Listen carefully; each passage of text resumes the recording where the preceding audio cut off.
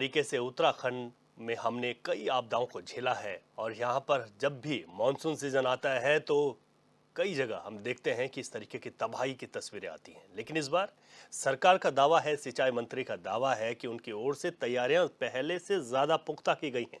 पिछले कई सालों का एक्सपीरियंस लेकर तैयारियां की गई हैं। बाढ़ चौकियां बनाई जा रही हैं। किस तरीके से रेस्क्यू किया जाएगा, रिस्पांस टाइम कम से कम हो, उसको लेकर भी काम किया जा रहा है। इन तमाम दावों को धरातल पर जब देखना हो तो उसके लिए इंतजार करना होगा।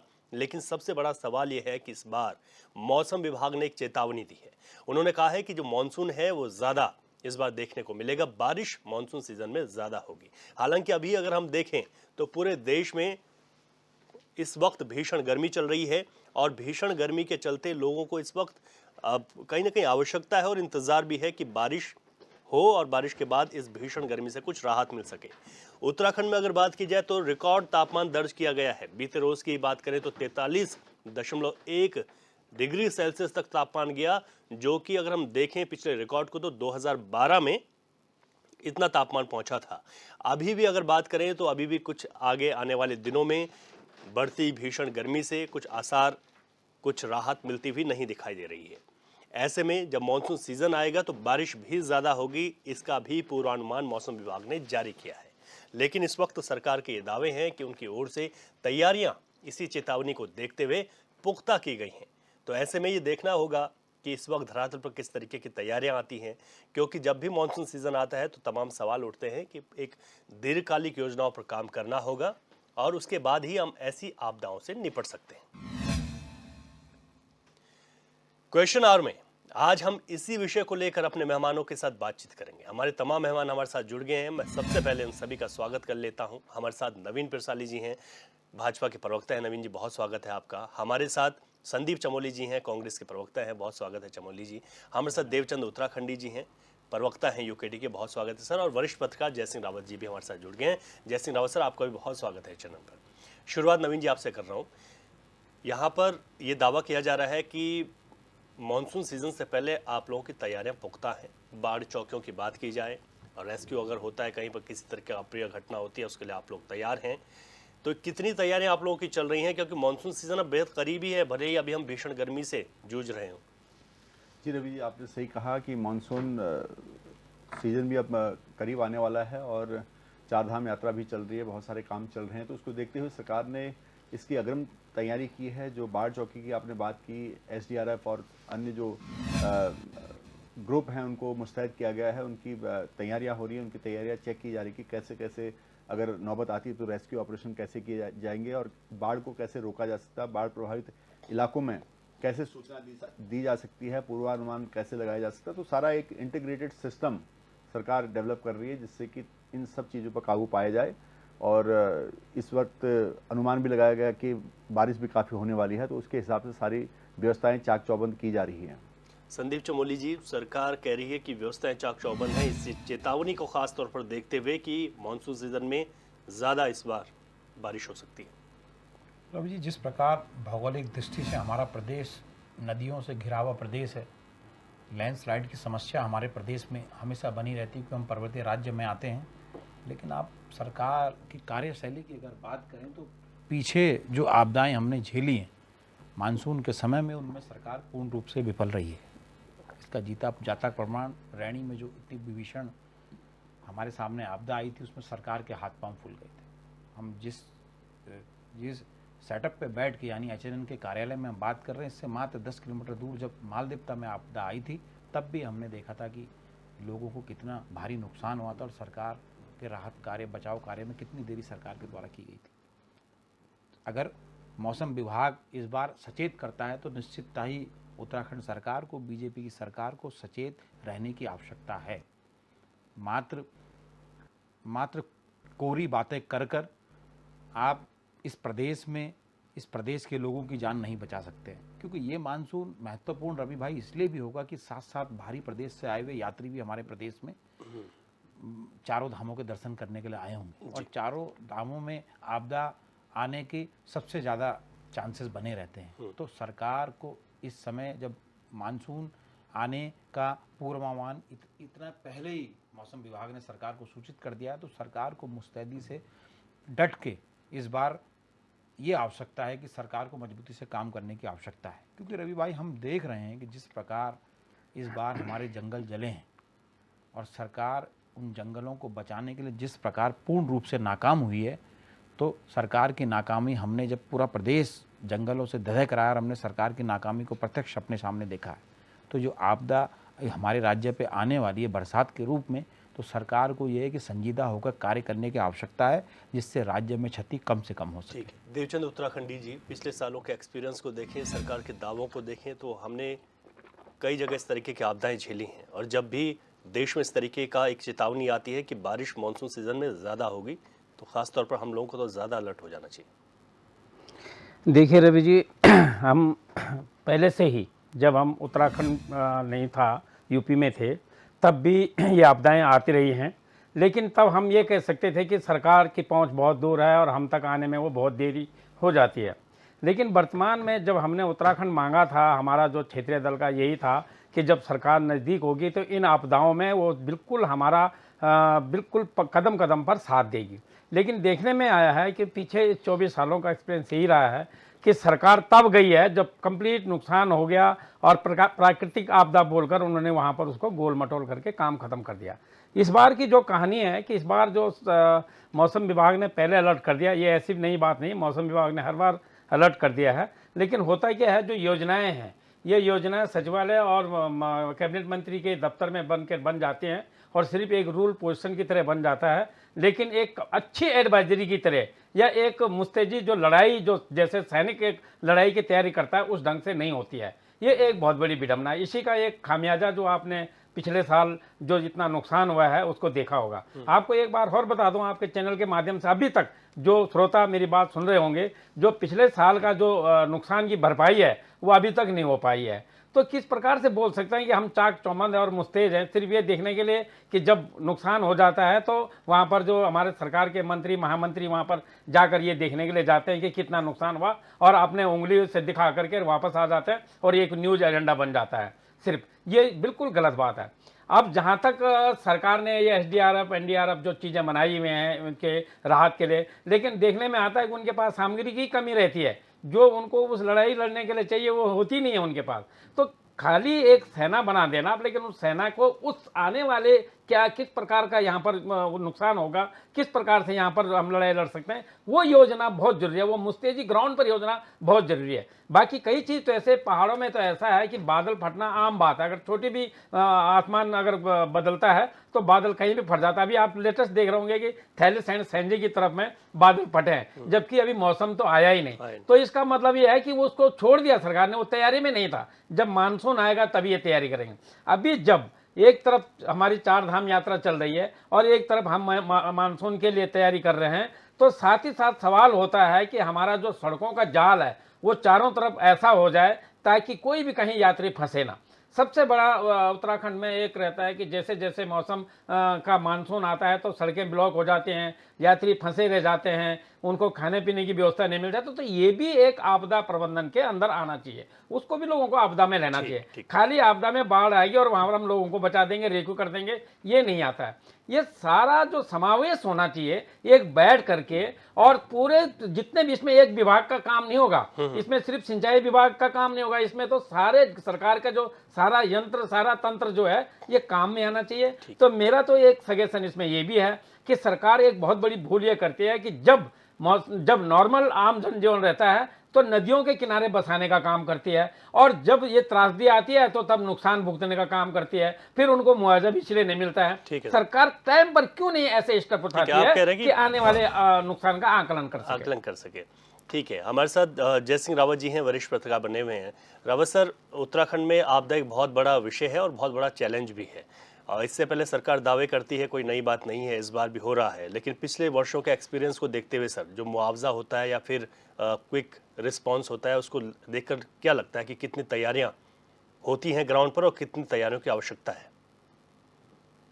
देखिए, अभी कुछ दिन पहले ही IMD ने जो फोरकास्ट किया है जी, वो 2 किस्म का होता है। वो एक तो डेली का करते हैं और एक दीर्घकालीन जो फोरकास्ट होता है, जो महीने 2-3 महीने का करते हैं। उस हिसाब से उन्होंने कहा है कि भाई, पहले भी कहा था, दोबारा रिपीट कर दिया इस साल सामान्य से अधिक गर्मी होगी, राइट? जी। और उससे पहले कि सामान्य से अधिक गर्मी होगी तो सामान्य से अधिक बारिश भी होगी। तो सामान्य से अधिक गर्मी तो आपने देख लिया दिल्ली में क्या हाल है। बिल्कुल। यहाँ देहरादून में अभी आपने बताया 43 तक चला गया है कि 43 तो देहरादून के लिए बहुत ज़्यादा होता है। जी। ये दरअसल क्यों होता है? आपने अल नीनो, अल ला नीना 2 किस्म, जो समुद्र की 2 किस्म की 2 धाराएँ प्रवाह चलती हैं, हवाएँ चलती हैं, जी। उनसे मानसून बनता है ना? प्रशांत महासागर में ये जो सिस्टम है, जो फ़ोरकास्ट होता है, वो उस बेसिस पर होता है। प्रशांत महासागर में दक्षिण अफ्रीका से के करीब और नीचे में जो समुद्र तल थोड़ा गर्म हो जाता है, वो गर्मी होती है 0.5 डिग्री से लेकर 2.5 डिग्री तक गर्म हो जाता है। समुद्र तल गर्म हो जाएगा, मतलब समुद्र गर्म होगा, जी। जी। तो 2 डिफरेंट टेम्परेचर होंगे, तो फिर अल नीनो बनते हैं। अल नीनो जब फिर आगे चल के थोड़ा कमज़ोर बनती है, ला नीना बनता है, उसी से। वो सिस्टम वो हमारे यहाँ तक वो मानसून आता है। अब जब कहा गया है कि इस बार सामान्य से ज़्यादा हो रहा है, तो बारिश भी सामान्य से होगा। आपने देख लिया कितनी गर्मी बढ़ रही है जी। और हमारे यहाँ बादल फटने शुरू हो गए हैं। हुँ। अभी उत्तरकाशी की तरफ फटा, चमोली की तरफ फटा, कई पौड़ी जगह में। बादल हुँ। पौड़ी में फट गया। हुँ।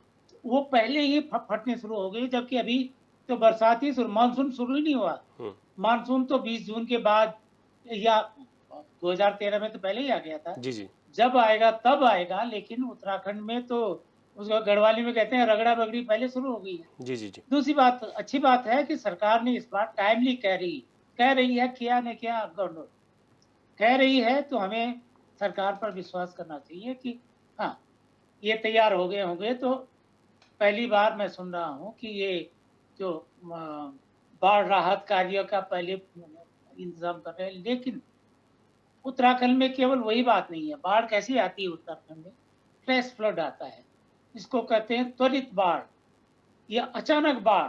अचानक बाढ़ मतलब कहीं जब बादल फटता है, किसी इलाके में बादल फटता है तो अचानक एक बहुत कम से समय में मैक्सिमम जब बारिश होती है, जी। जब ऐसा लगता है ऊपर आसमान कुछ बारिश का पानी उड़ेल रहा है, तब एक जगह पर होने की वजह से वहाँ पर वो लैंडस्लाइड भी होता है, इरोजन भी होता है और वो बाढ़ निकलती है। हमारी जो ज्योग्राफी, टोपोग्राफी आप देखिए कि ढाल है बहुत ज़्यादा।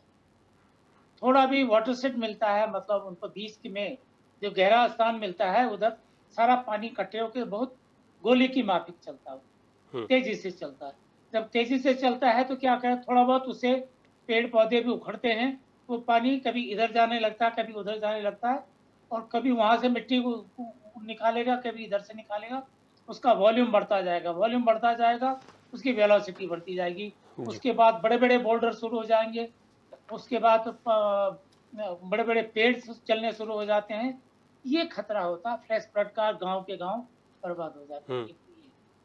दूसरा खतरा हमारे यहाँ अभी इसरो की रिपोर्ट आई थी पिछले साल कि हमारे यहाँ 13 के 13 जिले भूस्खलन की दृष्टि से सर्वाधिक हाँ, संवेदनशील संवेदनशील। हैं, 13। जी। और इस देश में सबसे ज़्यादा संवेदनशील जिला है रुद्रप्रयाग, हुँ।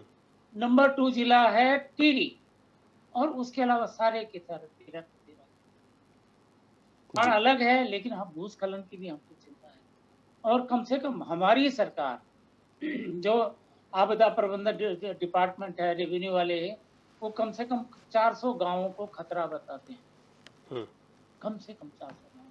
वो जहाँ भूस्खलन का खतरा है, ऊपर से भूस्खलन का खतरा है, फ्लैश फ्लड का खतरा है, उनके लिए आपने क्या किया? ये तो सिंचाई विभाग ने किया, अच्छी बात है, गुड। हुँ। हुँ। लेकिन बाकी आपदा प्रबंधन केवल सिंचाई विभाग तो नहीं है ना। बिल्कुल।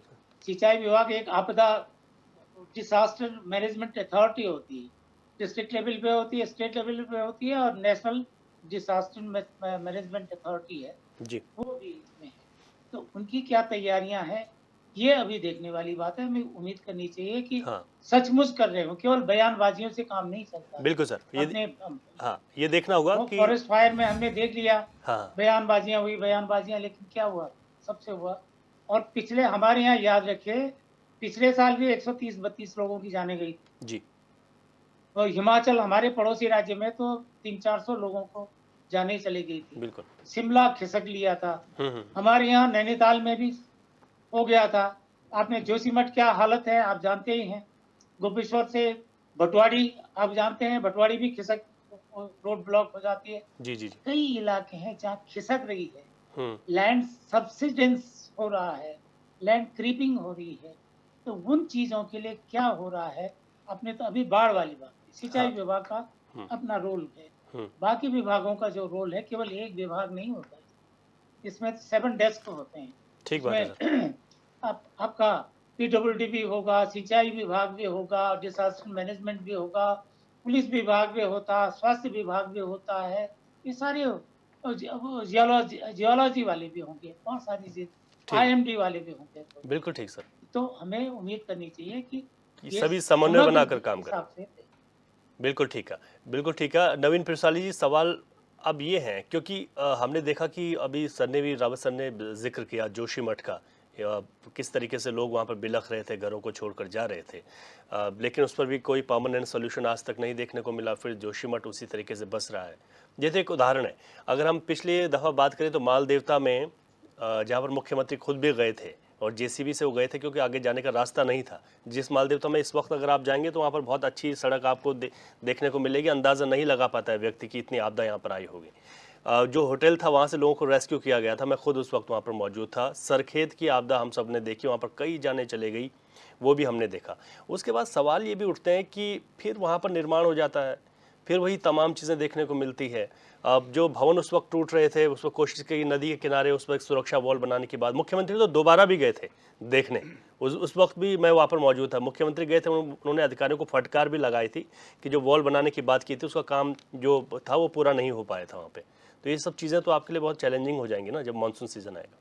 बिल्कुल रवि जी, सारा पूरा ही प्रदेश उस हिसाब से, आपदा के हिसाब से चैलेंजिंग तो होता है, लेकिन सरकार जहाँ तक काम कर रही है, अभी राउत जी भी बोल रहे थे कि हमारे पास राज्य आपदा प्रबंधन प्राधिकरण है जिसके तहत सारे विभाग काम कर रहे हैं। और उसने कुछ दिन पूर्व एक प्रशिक्षण शिविर भी आयोजित किया जिसमें प्रशिक्षण दिया गया कि कैसे हम अर्ली वार्निंग को कर सकते हैं, कैसे हम रॉक फॉल जोन को चिन्हित करके उसमें जो तार बाड़ है, दूसरे जो चीज़ें हैं उसको रोकने के लिए कर सकते हैं, रोड पर शेल्टर बना सकते हैं। तो ये सारी चीज़ों पर काम हो रहा है और उनको चिन्हित करके उसकी मैपिंग की जा रही है।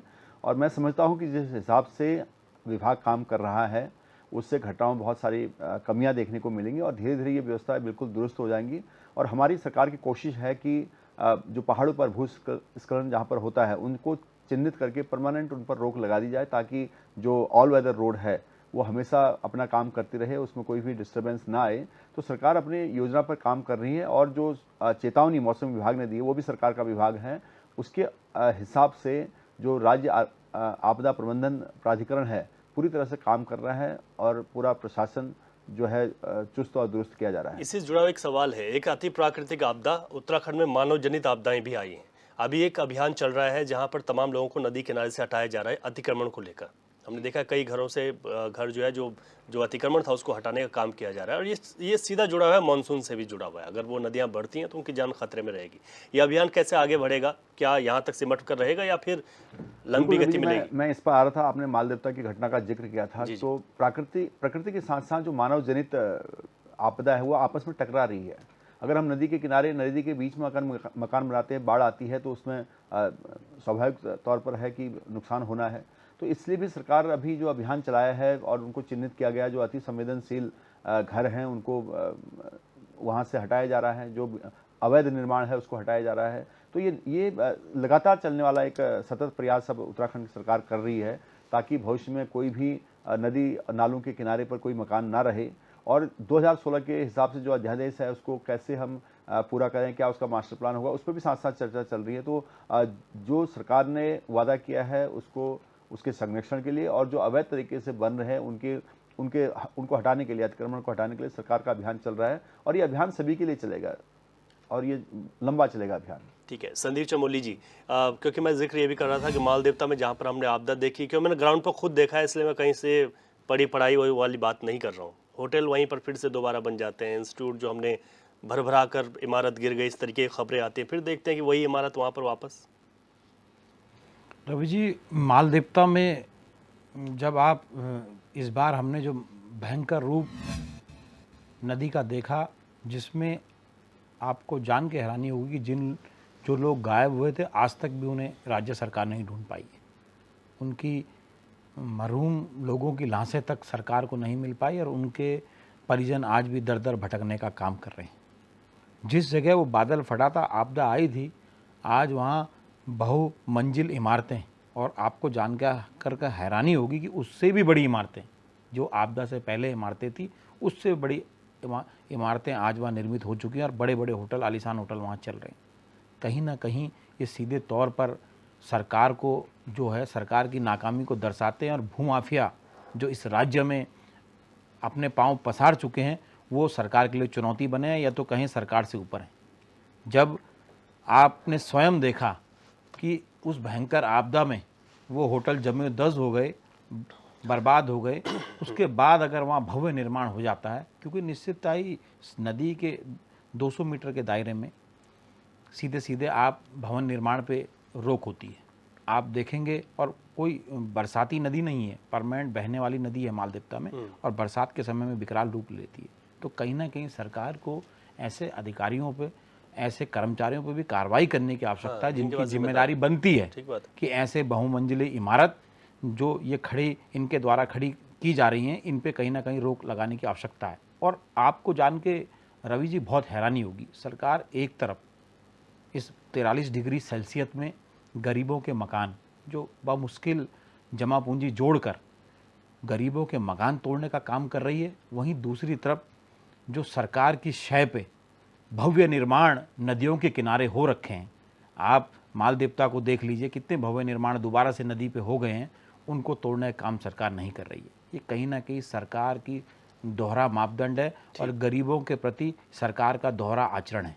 अगर 43 डिग्री सेल्सियस में हम किसी गरीब आदमी का मकान तोड़ने जा रहे हैं, तो वो कार्रवाई रवि भाई उन बहुमंजिली इमारतों में भी होनी चाहिए जो गलत जगह बने हुए हैं, जो आपदा के जोन में बने हुए हैं रवि भाई, उन पे भी कार्रवाई होने की आवश्यकता है। मात्र गरीबों का शोषण करना नवीन जी, किसी भी राज्य जो अभियान चल रहा है, ठीक है, एनजीटी का आदेश है उस पर चल रहा है, लेकिन राज्य सरकार एक अभियान इन नदियों के किनारे वैसे भी तो चला सकती है ना। मानसून का सीजन अब बहुत करीब है। देखिए, करीब ये माना जाता है कि 20 जून के आसपास मानसून पहुंच जाता है उत्तराखंड, तो नदी किनारे भी जाके जो भवन है, इस पर भी कार्रवाई हो जाए।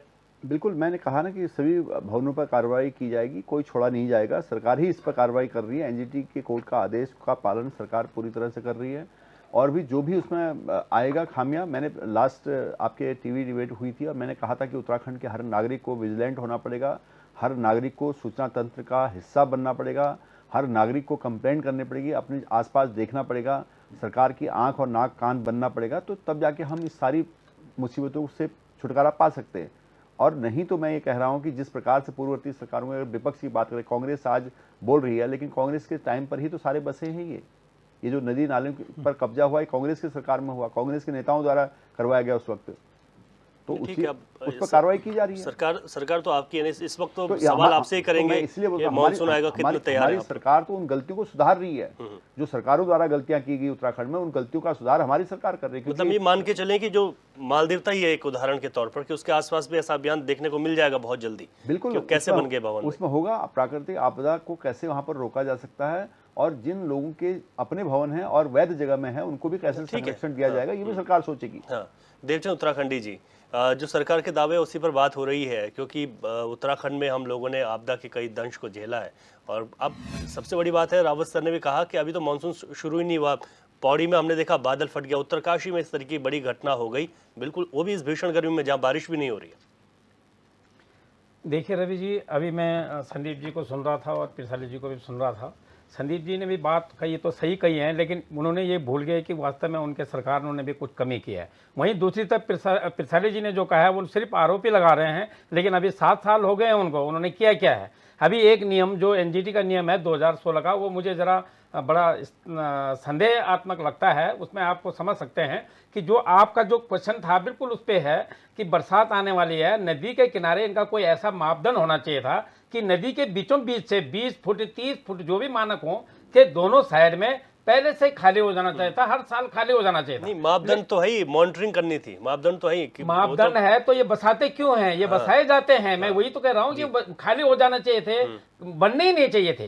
पर ये सरकार की सांठगांठ या इनके जो आज जो ये बोलते हैं, उन्हीं के जो छोटे मोटे जो दर्जे के जो नेता हैं वही उनको बसाते हैं, और आगे जाकर जब टूट जाते हैं तो इनके, बल्कि जब रोकने के टाइम पर भी सारे खड़े रहते हैं, राजनीति बनाते हैं। अभी जैसे अभी बात हो रही थी कि मालदीप्ता में वो मकान फिर से वो भवन निर्मित हो गए हैं, तो क्या सरकार की आंखें नहीं थी? क्या यहाँ कोई देख नहीं रहा था? क्या कोई नक्शा पास नहीं होता? क्या कोई एमडीडीए की सैंक्शन नहीं थी? लेकिन सब कुछ होने के बावजूद भी सरकार आंखें बंद करके उनको ये भूमाफियों के हवाले कर देती है, और ये सब भूमाफियों का शिकंजा है। तो इसके लिए जो हमारा उत्तराखंड क्रांति दल का बार बार ये रहा है, ये रोना रोते रहे हम लोग और आगे लड़ाई लड़ रहे हैं कि जो भू कानून 1950 लागू करने के बाद एक बार आप जो ये बाहर के लोगों को बसाने का काम करते हैं, कम से कम वो बंद तो हो जाए। दूसरा, 2016 में जब इन्होंने उस टाइम भी तोड़ फोड़ की थी तो इनको घर बसाने के लिए बात कही थी, लेकिन वो घर न मिलने के कारण वो लोग पुनः उन्हीं जगहों पर फिर से रुक गए हैं। उस टाइम 2016 से आज तक क्यों नहीं रोका गया? और अब जब रोका गया तो भीषण गर्मी में उनको तोड़ा जा रहा है।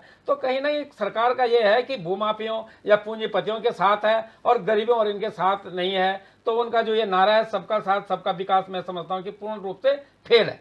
इसी तरह से जो मैं आपको अभी बता रहा था कि ऐसा होने से अगर नियम कानून के तहत चलते कि भैया सड़क के रोड नदी के इतने दूरी पर घर बने और हर एक घर का संपत्ति इंश्योरेंस जो बीमा के रूप में उनके किए जाए, तो हो सकता है कि आपदा जो प्राकृतिक जिनको कोई सोच नहीं सकता, उस आपदा में उनको सहायता दी जा सकती है और सरकार पर ये लोड भी ना पड़े। इस टाइप की मानसिकता, इस टाइप की विजन जब वो लोग रखते तो काम हो सकता था, लेकिन ऐसा है नहीं। अब पूंजीपति तो कहीं भी इनके बोल करके घर बना देते हैं, टूटता है फिर बना देते हैं, लेकिन गरीब कैसे बनाएगा? तो उनको इसी ढंग से रोका जा सकता है कि आप संपत्ति का उनका बीमा कराएं।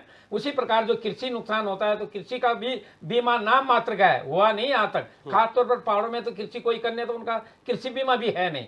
लेकिन जब देखते हैं जब आपदा आती है तो उनके जो खेत होते हैं, उनके जो नामी जो उनके पुश्तैनी खेत होते हैं, पुश्तैनी जो घर होते हैं वो टूट जाते हैं, लेकिन उसका कोई बीमा नहीं होने का सरकार का जो आंकलन होता है, आपको ये बता दें, हमने तो खुद अपने भी भुगता है। तो सरकार कई हजारों लाखों रुपए का घर जब टूटता है तो 4,000 रुपया, वो भी पूरा कंप्लीट नहीं, कौन खाता है ये उनके सरकार जाने, 3,900 रुपये का चेक देती है। तो क्या उसमें उसका भरपाई हो सकती है? तो इसलिए मेरा तो ये सुझाव है आपके माध्यम से कि इन लोगों को, हर एक आदमी को जागरूक करना चाहिए और ऐसे टाइम पर न केवल आपदा प्रबंधन के तहत सिर्फ सड़क पर रोकने के लिए, खड़े होने के लिए नहीं, बल्कि जनता को संपत्ति बीमा का भी उनको जागरूक करना चाहिए। ठीक है, आपकी कोई नुकसान हो तो उसको उसके कम से कम भरपाई मिल कंपनी उसको भरपाई करे। जय सिंह रावत सर, 24 साल का उत्तराखंड हो गया, यहाँ पर आपने बारीकी से जमीन पे आपने देखा है कि कुछ काम हुआ, कौन सा काम नहीं हुआ। क्या आपदा को लेकर, सर हम इतने संवेदनशील स्टेट के लोग हैं, क्या आपदा को लेकर कुछ सरकारों ने गंभीरता से यहाँ पर कुछ काम किया है? देखिए, ऐसा है कि उत्तराखंड पहला जो राज्य था जिसने आपदा प्रबंधन एक मंत्रालय बनाया। मंत्री भी हमारा आपदा प्रबंधन मंत्री होता है और आपदा प्रबंधन का डिपार्टमेंट भी है हमारा, आपदा प्रबंधन केंद्र जो है आप जानते हैं वो है। इनिशिएटिव तो हमारी सरकार ने लिए, लेकिन उस तरह से सरकार का विजन नहीं होता है। एक बात, दूसरी दिक्कत यह है कि अभी बात उठ भी रही है आपके इसके डिस्कशन में, वो पिछली बार जो माल देवता वगैरह जो बाढ़ आई थी, इतने बह गए थे, कौन है उसके लिए जिम्मेदार? किसने बसाया? किसका इलाका है वो? तो मतलब नेता पैसे मांग रहे हैं, बिकवा रहे हैं, नदी के किनारे बिकवा रहे हैं। दूसरा, वोट भी बोल रहे हैं। जितने भी नदी नाले खाले जितने कब्जे करा दिए, किन नेताओं ने कराए हैं? और क्या कहते हैं, वो उनकी खेती तो है और पैसे भी लेते हैं। ये माल देवता के उस इलाके के बारे में जब पिछली बार बाढ़ आई थी तो उठे थे, पॉलिटिकल संरक्षण की बात होती थी कि किसने बसाया। तो मीडिया को भी करना चाहिए, ऐसे नेताओं को एक्सपोज करना चाहिए, उनको बेनकाब करना चाहिए। बड़ी बड़ी तोंदें होगी, अरे उनके क्या रोजगार थे? इतने करोड़ों अरबों रुपए कहां से कमा लिए उन्होंने? हमारे प्रदेश के नेताओं की ऐसी कौन सी फैक्ट्रियां लगी हुई हैं जो कुछ ही साल में अरबपति खरबपति बन जाती हैं, बड़े बड़े महल उनके बनने लग जाते हैं? इसका मतलब करप्ट है वो, ये ऐसा सारे धंधे कराते हैं। एक बात। दूसरी बात मैं आपको बताना चाह रहा हूं कि आज जो IMD का मौसम विभाग का जो फोरकास्ट आया है, वो कहता है दक्षिण पश्चिम मानसून केरल में प्रवेश कर चुका है तथा आज 30 मई को यह संपूर्ण नागालैंड, मणिपुर, मिजोरम, अरुणाचल प्रदेश, त्रिपुरा, मेघालय, असम के अधिकांश भागों और पूर्वोत्तर भागों में बढ़ चुका है। जी जी ठीक है, दिस इज, अब देखिए कि शेड्यूल क्या है। सामान्य मानसून कब आता है? सामान्य मानसून केरल के जो तट को जो छूता है 1 जून से के बाद छूता है। 1 जून सामान्य, 1 जून के पहले। जी इसका मतलब है 3 दिन पहले आ गया, राइट। जी और जो गुवाहाटी में गुवाहाटी बोलो या गुवाहाटी बोलो, गुवाहाटी जी वो 5 जून के बाद, और ये तो पहले आज ही चला गया, जी जी समय से पहले मानसून आ गया। हाँ हाँ और कहीं समय से पहले हमारे उत्तराखंड में आएगा तो क्या होगा? अभी तो वहाँ बर्फ पड़ रही है कई जगह, जी कहीं 13 तो वो 2013 वाला बात ना हो जाए। अगर क्योंकि ये हमारे यहाँ शेड्यूल है 20-21 के बाद, क्योंकि वो तब जो बिल्कुल। स्नो लाइन नीचे हो, तिनका भी नीचे तक होती हाँ। है, वो खिसक जाती है, वो क्योंकि कच्चा बर्फ होता पिघलता पिघलता पीछे चला जाता है। और 2013 में क्या हुआ था? वो पीछे नहीं गया था, से पहले ही पहले ही आया। आ गया था। हाँ। बारिश बरस गया तो सारी नदियां फ्लडेड थी, कोसी से लेके यहाँ तक टोंस तक की सारी नदियां बौखला गई थी। उसी दौरान वो सीधे जाके केदारनाथ से ऊपर जाके बादल फट गया था। इन चीजों के लिए क्या तैयारियां हैं, ये भी करनी चाहिए। एक मुद्दा किसी सज्जन ने अभी मुझे अच्छा उठाया है कि यहाँ का जो है मुआवजे वाला जी मुआवजे वाला बहुत सफिशिएंट नहीं है। हाँ हाँ हाँ वो क्या होता है, आईएमडी उसका एनडीएमए तय करता है, हाँ। National disaster management authority authority उसको तय करती है कि खेत टूट गया कितना नुकसान होगा, आदमी का कितना क्षतिपूर्ति होगी, वो सब तय होती है। जबकि हमारे पहाड़ों की स्थितियां बहुत अलग है। जी कई बार ऐसी स्थिति आती है तो बस से जब आदमी जाता है जिला मुख्यालय अपना मुआवजा लेने, तो बस का किराया ज्यादा होता है, मुआवजा कम मुआवजा मिलता है। कम होता है, हम्म, तो वहां के लिए बनना चाहिए। जी दूसरी बात है, हमारा जितना मटेरियल कहाँ से जा रहा है? ऋषिकेश से जा रहा है, इधर हल्द्वानी से जा रहा है पहाड़ों में, इधर देहरादून की तरफ से जाता है, ईंट जा रही है, बजरी जा रही, वो क्या कहते हैं रेत, वो सरिया जा रहा है, सीमेंट जा रहा है।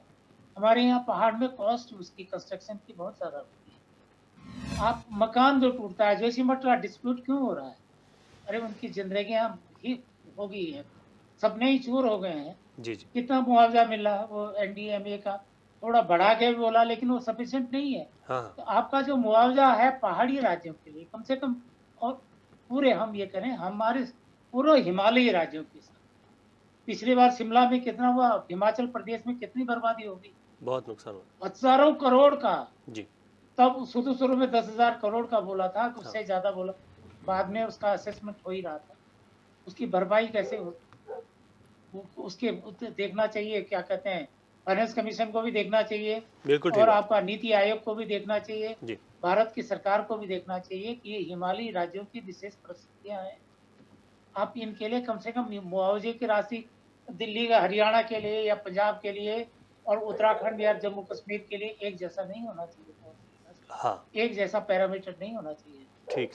तो इन सारी चीजों पर चर्चा होनी चाहिए। दूसरा ये है कि आप मीडिया के लोगों को ऐसे नेताओं को बेनकाब करना चाहिए जिन्होंने नदी के किनारे लोगों को अपने बसाया है, स्वार्थ के लिए। हाँ। पैसे लेके उन्होंने रिजॉर्ट खुलवाए हैं, जी जी और क्या कहते हैं सारे नाले खाले कब्जा करा दिया। ठीक है जयसिंह रावत जी, मैं आपके पास आऊँगा। नवीन प्रसाली जी, मुआवजा एक बहुत महत्वपूर्ण है, जिस तरीके से यहाँ पर देवचंद उत्तराखंडी जी ने भी इसका जिक्र किया, जयसिंह रावत जी भी कह रहे हैं कि मुआवजा वाकई में ये तो देखा गया है, जोशीमठ में मुआवजे को लेकर ही सबसे ज़्यादा वहाँ के लोगों में उबाल था। वो जाना तो चाह रहे थे, लेकिन मुआवजे की राशि और जो मानक थे वो इस तरीके से थे कि वो पूरा फुलफिल नहीं कर पा रहे थे। लोग कहें कि कहाँ कैसे चले जाएं छोड़ के। क्या इस पर कोई काम हो पाया है? देखिए रवि जी, जो मुआवजे की राशि जो निर्धारण करने का जो फॉर्मूला था वो बहुत पुराना चला आ रहा था। उस पर बहुत जगहों पर बदलाव हुआ है, चाहे वो एक्सीडेंटल का हो या अन्य में मुआवजे की बात हो या कृषि फसल की बात हो, तो उसमें मुआवजा बढ़ा है। लेकिन कुछ जगहों पर अगर नहीं अभी बढ़ा है तो उसमें भी बढ़ेगा, क्योंकि हमारी सरकार चाहती है कि जो मुआवजा असल नुकसान जो हुआ है किसी व्यक्ति का वो उसको मिलना चाहिए और ये सरकार की मंशा में है।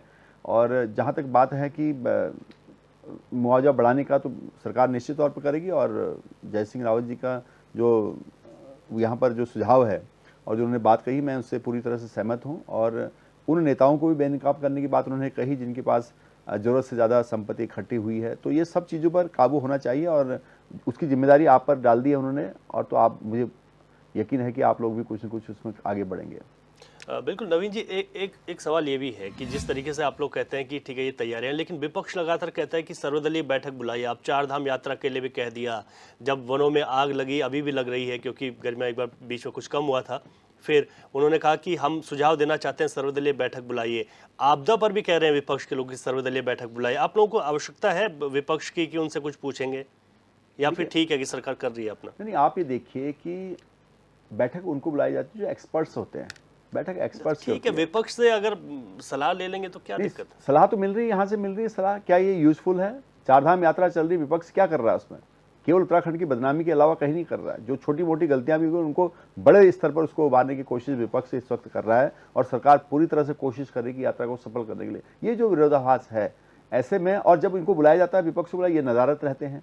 तो ये इनका ढकोसला है, बहाना है कि हमें नहीं बुलाया, हमें नहीं बुलाया। लेकिन जो भी विपक्ष अच्छी भावना से अपना सुझाव देगा, सरकार उसको जरूर मानेगी। लेकिन दुर्भावनावश केवल राजनीति करने के हिसाब से जो यहाँ पर वक्तव्य होगा या जो सुझाव होगा वो राजनीतिक दृष्टिकोण से होगा, तो उसमें उसी हिसाब से फिर आगे देखा जाएगा। ठीक है। संदीप चमोली जी, पिछली बार जब मानसून आया उससे पहले आया, यहाँ पर भाजपा की सरकार रही, आप लोग लगातार हमने देखा कि आपने सवाल उठाए। इस बार सरकार के ये दावे हैं जिस पर हम बात कर रहे हैं कि पहले से ही पुख्ता तैयारियां की जा रही हैं पुराने अनुभव को देखते हुए। तो लगता है कि इस बार तैयारियां पुख्ता रहेंगी। हालांकि प्राकृतिक आपदा पर किसी का बस नहीं चलता, लेकिन हम रिस्पॉन्स हमारा क्या रहेगा वो महत्वपूर्ण है। रवि जी, प्राकृतिक आपदा पे किसी का बस नहीं चलता, ये कथन आपका एकदम सत्य है। लेकिन कहीं ना कहीं आपको मानना पड़ेगा कि इस राज्य की सरकार और पुष्कर सिंह धामी अत्यधिक आत्मविश्वास जिसे कहते हैं, या अत्यधिक घमंड से चूर ये सरकार है। और इसके प्रत्यक्ष प्रमाण मैं आपको अभी यहीं पे दे सकता हूँ। अगर आप देखें, जोशीमठ आपदा को हुए हुए बीते हुए इतना समय हो गया, आज तक वहाँ के लोग धरना प्रदर्शन कर रहे हैं, क्योंकि ये सरकार की नाकामी है। सरकार आज तक ये तक नहीं तय कर पाई कि उन लोगों को कितना मुआवजा देना चाहिए और उनको क्या मुआवजा मिलना चाहिए। अब तक लगभग 1 वर्ष पूरा होने वाला रवि भाई, तो क्या ये सरकार की नाकामी नहीं है? आपको जान के हैरानी होगी कि रैणी में जो इतनी बड़ी आपदा हुई थी, सरकार का उसमें कोई भी बड़ा डिसीजन नहीं हो पाया। और उससे भी ज़्यादा हैरानी आपको तब होगी जब गोपेश्वर में 18 से 19 लोग करंट से मर गए थे और एक कंपनी की लापरवाही सामने आई थी। सरकार ने उन पे भी, उस कंपनी पे भी कोई कार्रवाई नहीं की। अगर उससे भी ज़्यादा हैरानी आपको तब होगी जब सिलकारा इतनी बड़ी टनल, इतना बड़ा पूरे देश, पूरा मीडिया उसको कवर कर रहा था, उसमें जो कंपनी थी उस कंपनी पे कोई भी धाराओं में मामला पंजीकृत नहीं हो पाया। आप सरखेत की बात करते हैं, मसूरी के देहरादून से कितनी दूर है? हो सकता है प्राकृतिक आपदा रात्रि में आए हो, सरकार तत्काल प्रभाव से ना उनको लाभ दे पाए, लेकिन उसके बाद भी वो लोग दर दर भटकते रहे। वो आज तक उनके परिजन उनकी लाशों को तलाशने का काम कर रहे हैं। तो ये क्यों अपनी पीठ अपने हाथ से थपथपाने का काम करते हैं? ये आपदा में कितने विफल हैं ये हमारे वन आपको बताएंगे। लगभग 80% जंगल इस प्रदेश का जल चुका है, 80% जंगल। और इनके पूरे मंत्री, इनके पूरे संतरी जगह जगह जाकर रवि भाई प्रचार कर रहे थे, जगह जगह प्रचार कर रहे थे। और मैं इनकी 80% का डेटा कांग्रेस का डेटा है। ये कांग्रेस का डेटा, ये कांग्रेस का डेटा, ये प्रदेश का डेटा है। आप जिस तरफ नजर घुमाएंगे, जिस तरफ नजर घुमाएंगे, पूरे वन जल रहे हैं। किस दावे के साथ भाई देहरादून से बाहर निकलिए, इसके बाहर भी अनुमान पूरा वन जल रहा है, कांग्रेस का अनुमान है। और भाई इससे भी ज्यादा हैरानी तब होती है जब इनके प्रवक्ता साथी कहते हैं कि कांग्रेस ने लोगों को बसाया। आपको जान के हैरानी होगी, जब नगर निगम चुनाव थे तो ये बस्तियों के लिए अध्यादेश लाए और उन बस्तियों को बसाने का काम किया। आप एक पॉइंट चुनाव नहीं है, मैं ये बोल रहा हूं कि 80% के बाद क्या कांग्रेस का डेटा है? बस्तियों को उजाड़ने का काम कर रहे हैं डेटा है और कांग्रेस का डेटा। और आप इस तरह से हम फैलाने की कोशिश कर रहे हैं, झूठ बोल रहे हैं। यहाँ पर झूठी पट्टियों चैनलों के सामने का प्रयास कर रहे हैं। इस राज्य के 90% आप यही कर रहे हैं। आप 4 धाम यात्रा को अच्छे से सुचारू रूप से न चलेंगे,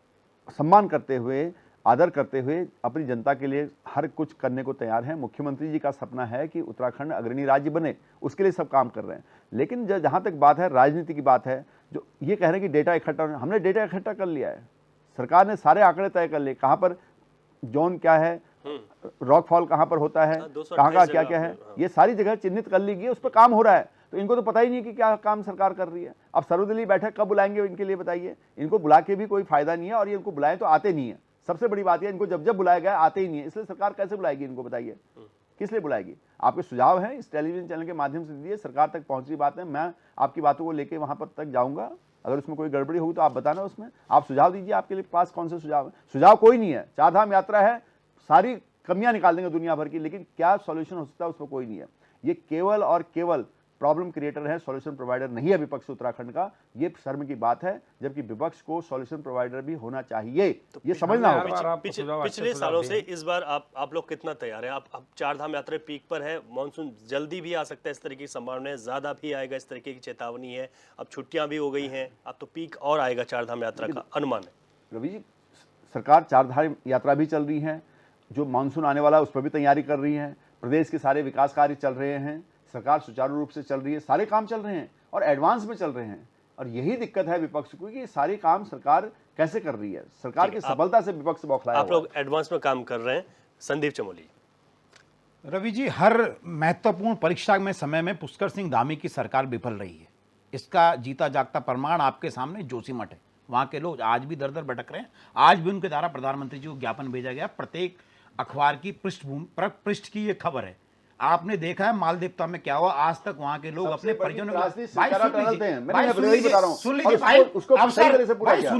लीजिए मैंने आपको सुना है, और जीता जागता प्रमाण आपके सामने रहनी आपदा है। वहां के लोग भी आज दर दर भटक रहे। अब सरकार अपने चहेतों को, भूमाफियों को कब्जा कराने का काम कर रही है, और इस राज्य में अब गरीबों को जो घर तोड़ने का काम इस गर्मी में कर रही है, निश्चित मानी ये सरकार लोगों को उजाड़ने वाली सरकार है। वो कह रहे हैं कि रसूखदारों के महल रवि भाई खड़े हो जाते हैं, जाते हैं, और गरीबों के महल, गरीबों के झोपड़े तोड़ने का काम पुष्कर सिंह धामी की सरकार। भाजपा ये कह रही है कि विपक्ष चिंता न करे, ये अभियान रुकेगा नहीं। विपक्ष को चिंता करनी पड़ेगी, विपक्ष चिंता करेगी जब जब ये किसी जाति धर्म विशेष को, इनके शब्द आपने सुने नहीं, ये कह रहे थे हम जब मजारों पे या मस्जिदों को तोड़ने का काम करते हैं, इनके शब्द आप सुनते, जाति धर्म विशेष, आप मंदिर का नाम भी लीजिए, उस आपदा में मंदिर भी टूटे थे बड़े भाई, मंदिर भी टूटे थे। आप शब्दों का आप कहां खड़े रहते हैं? आप सबके साथ खड़े, हम सबके साथ खड़े। आप जब जहां जहां अन्याय करेंगे वहां खड़े हैं रवि भाई। आप अपने एजेंडे आप गरीबों के झोपड़े तोड़ेंगे वहां खड़े रहेंगे। एजेंडे के साथ आप महलों को तोड़िए ना, जो आपके लोगों ने महल बनवाए हैं, एजेंडा इस प्रदेश की जनता के महल आपके लोगों ने बनवाए। संदीप भाई, ये तो बहुत जरूरी है ना, मानसून आएगा तो बहुत जरूरी है ना, जो अवैध तरीके से बसे हुए हैं, जो अवैध तरीके से बसे हुए हैं संदीप जी, बहुत जरूरी है ना कि उन लोगों को आप प्रयास करिए ना रवि भाई, उसको भी तोड़िए। मालदेवता में अवैध रूप से लेकिन बड़ी बड़ी बिल्डिंगें खड़ी कर दी, उनको तोड़िए। आपने ठीक है, शुरुआत करिए, तोड़िए। आप क्यों गरीब का झोपड़ा तोड़ने का काम कर रहे हैं? जो सरकार का ये दावा है कि वो कार्रवाई पूरी होनी चाहिए। रवि भाई हर मुद्दे पे विफल रहे हैं। जोशीमठ के एक भी व्यक्ति से आप पूछ लीजिए, अगर सरकार जोशीमठ बड़ा मुद्दा है। ठीक है संदीप जी, समय आगे इजाजत नहीं दे रहा है। नवीन प्रसाली जी, संदीप चमोली जी, देवचंद उत्तराखंडी जी, जय सिंह रावत जी, आप सभी का मैं बहुत शुक्रिया करना चाहूंगा चैनल की ओर से। आपने बात रखी और बहुत सारी महत्वपूर्ण चीजें भी सामने निकल कर आई हैं। क्वेश्चन आवर में आज हमने बात की कि मानसून सीजन करीब है, इस बार चेतावनी भी है कि ज्यादा बारिश हो सकती है। उत्तराखंड संवेदनशील है, 13 के 13 जिले संवेदनशील हैं, और हमने बात की कि सरकार के किस तरीके के दावे हैं, लेकिन भाजपा का ये कहना है इस वक्त की उनके द्वारा तैयारियां पुख्ता की जा रही हैं, और पिछले वर्षों के अनुभव को देखते हुए इस बार ये कोशिश की जा रही है कि बहुत कम से कम नुकसान उत्तराखंड में देखने को मिल सके। क्वेश्चन आवर में आज के लिए इतना ही, इजाजत दीजिए, नमस्कार।